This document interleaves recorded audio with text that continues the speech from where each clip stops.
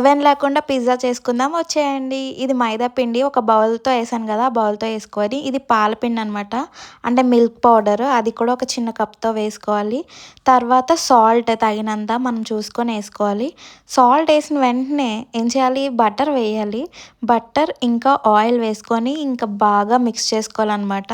Pizza తినాలనిపించి Zomato open చేస్తే ఒక్కో pizza 300 ఉంది. అబ్బా! ఎందుకురా అని చెప్పి వెంటనే మేము చేసుకుందాం అని ఫిక్స్ అయిపోయాం. ఎందుకంటే ఎక్కువ మంది ఉన్నాం కాబట్టి.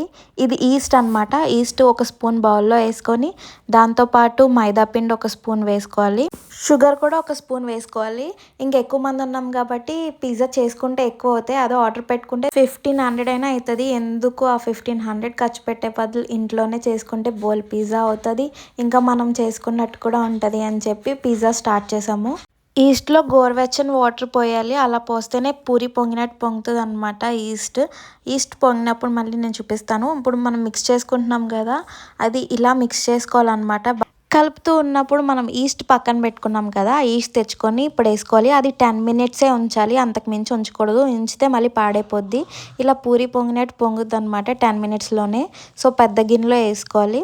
అదంతా ఏసుకొని మిక్స్ చేసుకుంటూ ఉండాలి. ఇది మిక్స్ చేసేలోపు మనం పక్కన ఏం చేయాలి? వెజిటబుల్స్ కట్ చేయాలి. Vegetables capsicum, onions, sweet corn, పచ్చిమిర్చి మా దగ్గర అయితే ఇప్పుడు అవైలబుల్‌గా ఇవే ఉన్నాయన్నమాట. చికెన్ కూడా కొంచెం ఉంటే అది కూడా ఫ్రై చేసుకొని పక్కన పెట్టుకున్నాం. నార్మల్‌గా అయితే మనం ఓపిక అన్ని వెజిటబుల్స్ తీసుకొని ఇందులో ఏసుకోవచ్చు.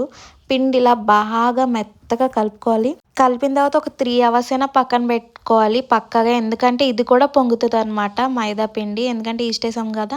సో, ఇది కూడా బాగా పొంగుతది. చూసారా ఇంత కలిపితే అంత పిండి అయ్యింది. ఇంత మెత్తగా వచ్చే వరకు ఆ టెక్స్చర్ అలా తెలుస్తది మీకు. తెలిసినప్పుడు మాత్రం తీసుకొని ఇంకా మనం పిజ్జా స్టార్ట్ చేయాలి.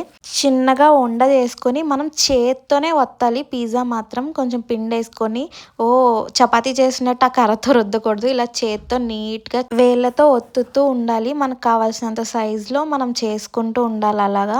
అప్పుడు నీట్‌గా అవుతదనమాట.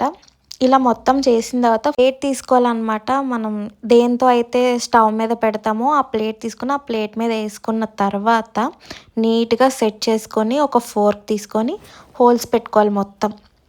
పిజ్జా అంతా పెట్టేసుకున్న తర్వాత మనం పక్కన పెట్టుకున్నాం కదా! ఆ వెజిటబుల్స్ అన్నీ తీసుకొని ఏమేమి రెడీ చేసి పక్కన పెట్టామో చూపిస్తాను.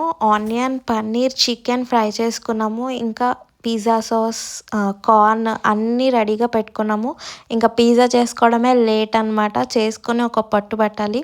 పిజ్జా సాస్ ఏసుకొని అలా నీట్‌గా అన్ని సర్దేసుకోవడమే. చికెన్ ఇంకా పన్నీర్ వెజ్ కావాలితే వెజ్ చేసుకోవచ్చు. నాన్ వెజ్ కావాలితే నాన్ వెజ్ చేసుకోవచ్చు.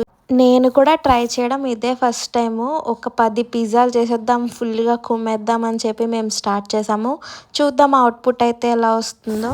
ఇప్పుడు చీజ్ లవర్స్ ఎవరైనా ఉన్నారా? ఫుల్ చీజ్ ఏసుకోండి. చీజ్ ఇష్టమైనోళ్ళు. చీజ్ లేకపోయినా పర్లేదు అనుకున్న వాళ్ళు చీజ్ తీసుకొని ఇలా కూడా పెట్టుకోవచ్చు. మేమైతే ఫుల్ చీజ్ లవర్స్ కాబట్టి చీజ్ అయితే దంచి కొట్టాం ఒక రేంజ్‌లో. ఫుల్ చీజ్ ఏసుకున్నాము. మన ఇంట్లో ఓవెన్ ఉంటే ఇంకా ఈజీ అయిపోతది పిజ్జా చేసుకోవడం. ఓవెన్ లేదు కాబట్టి ఇప్పుడు మనం బాటిల్ చూడాలి. పెద్దదాకా తీసుకొని ఈ రేకు లాంటిది ఉంది కదా! దాంట్లో పెట్టుకొని మూత పెట్టుకొని దానిపైన ఫుల్ బరువు పెట్టాలి.